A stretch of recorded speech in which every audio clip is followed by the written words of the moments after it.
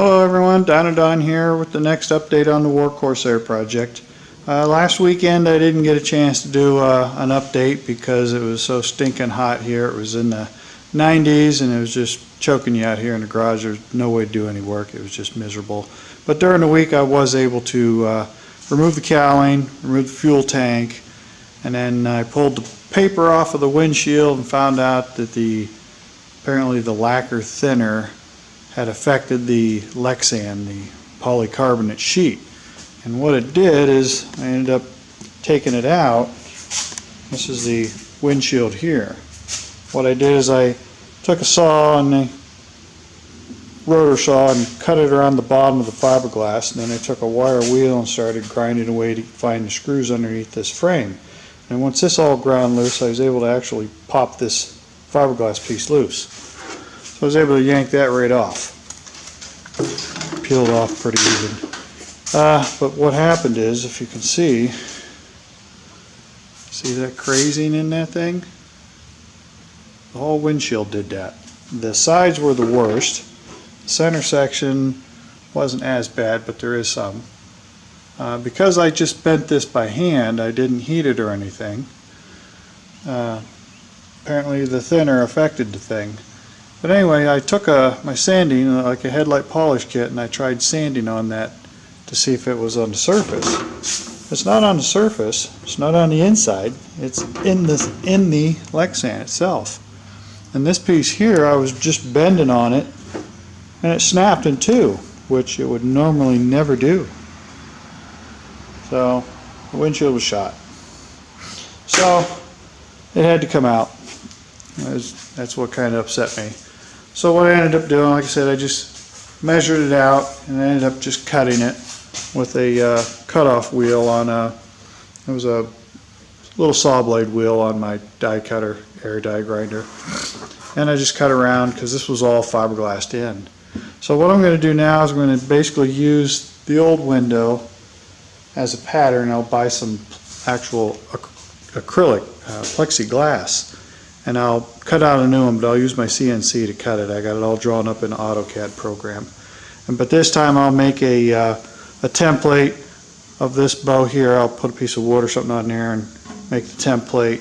And then I'll make a template that kind of represents this curve as well.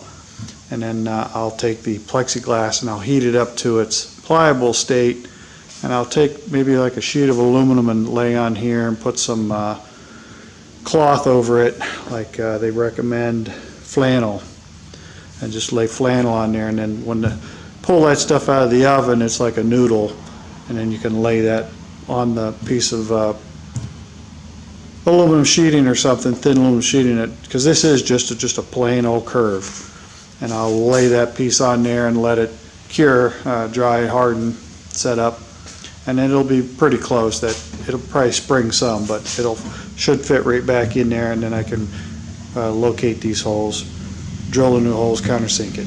And then my other idea is, just as you've seen how this cover came off the framework fiberglass, this is the fiberglass, I'm going to cut a piece of that out of aluminum.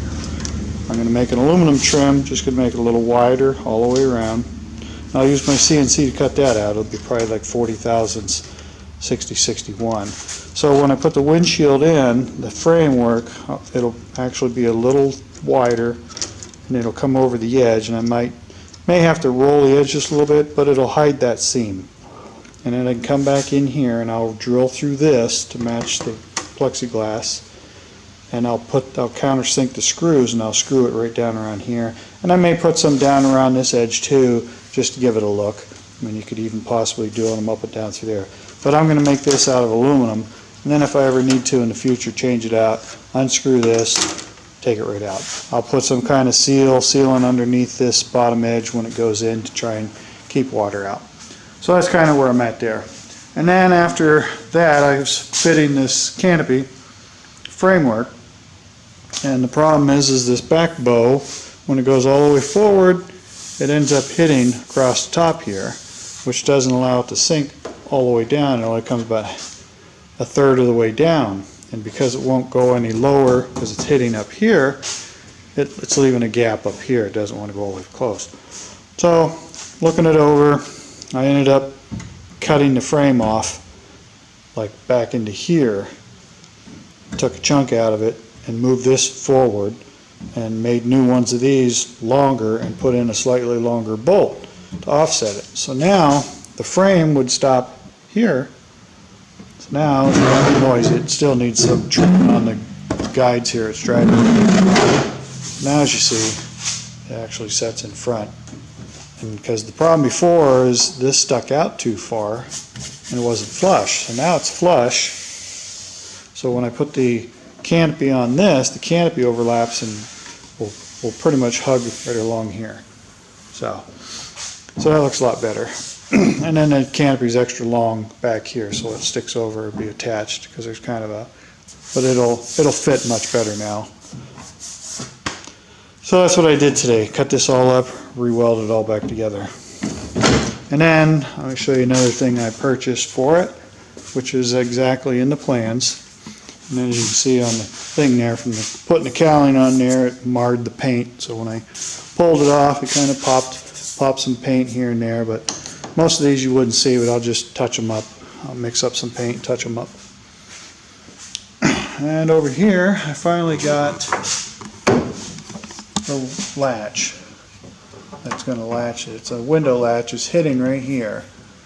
Get the backlighting. That'll, it's an actual latch that will catch this piece. It'll have to modify to fit. See, it's a little too long, so I'll have to cut that bottom tab off, drill another hole, mount it. But that gets mounted to the frame right here. So that's what I did today. And again, even today it was humid as hell. This past week, Wednesday, took a half a vacation day, came home, cleaned the wife's car out real good. Thursday we took off and went to Oshkosh, Wisconsin for the air show.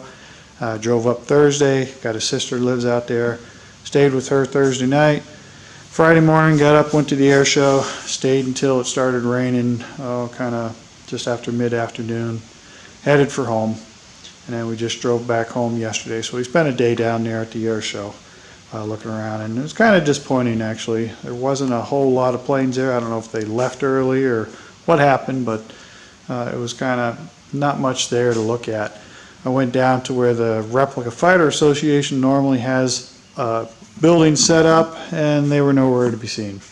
I don't know if they've been going out at all, but they weren't in the listings saying that they were even there. They give you booklets when you get in there, and it wasn't there, so I see nothing resembling any replicas other than some bigger aircraft that were down in the vintage aircraft from like World War I. So that's where I'm at now. Like I said, I got the gas tank out, got everything fiddled around with. I got you can see those little rings down there that will now hold the fuel tank in. So quick release. And these things, you know, lift over and just snap over the edge like that. So that'll make the tank easier to get in and out instead of a couple bolts. Alright, now I'm going to actually, my next job is going to be to put this blanket material. That's the insulation, fire resistant material I bought from Wick's Aircraft. It's a high temperature, kind of like a ceramic material. It's meant to replace asbestos. But that's going to get cut, shaped, glued on to the firewall. It's a little short, but the cut-offs will finish it off, and I'll put a piece in this pocket and this pocket because that's where the exhaust goes out. And then I've got my piece of stainless steel back here. And that'll be cut. And I got to fit it around everything you see here. It's got to go around all this stuff. And then the cut-offs, remnants, I'll make a cover piece to go in there as well for each one of the exhaust ports. So I got my hole drilled for the throttle cable location, fuel holes, fuel lines in and out and return actually. So hopefully I can get this thing covered up, get this on there, get the firewall on there, Then I can put the engine back on and then finish wiring up the last few connections at the harness on the engine, get the throttle cable run, get it mounted, attached, get the fuel tank pumps back in it, which are, you know, right there. Get that stuff all hooked up. You got to cut out some new cork gaskets for it. Get some screws to screw it all back together. And get the instrument panel installed, get the new windshield installed. And then I get some aluminum to make. There's a little cover that goes on here, there, the covers that go on the bottom of the wings. So I need about a 4x4 sheet of 40 thousandths aluminum. That'll give me 2 covers for these, 2 covers for there, and enough to make the frame for the windshield. And then I'll get about a 4x4 sheet of plexiglass, 1/8 inch, to make the canopy and the new windshield. So then, in order to make those, I got to put an oven together, which I do have all the stuff, elements for that. I just need to get some wood material, whatever. But I did manage to bring a couple sawhorses home from work, some little ones that we don't use. And I got me a big old chunk of foam from the neighbor. I'm going to cut that into a couple of lengths and put it on here, attach it, glue it down with some contact cement, so I can get the wings back there laid out and get to work on the tops of those. So, not sure what I'll do first. I got a lot of little things to do, and they all add up, they all take time. So, alright, that's going to do it for this week's update. Again, sorry for not posting last week, but it was just too miserable to do anything out here. I did nothing. It was a scorcher. It was 98 degrees in this garage, and the humidity was crazy. So, then I took some time off and went to Oshkosh. Alright, well, that's going to do it for this week, folks. Appreciate everyone taking their time to watch my videos, like always, and feel free to leave any comments, questions, or concerns, and we'll get this thing installed, uploaded tonight, so you guys have something to see. Again, guys, thanks a lot.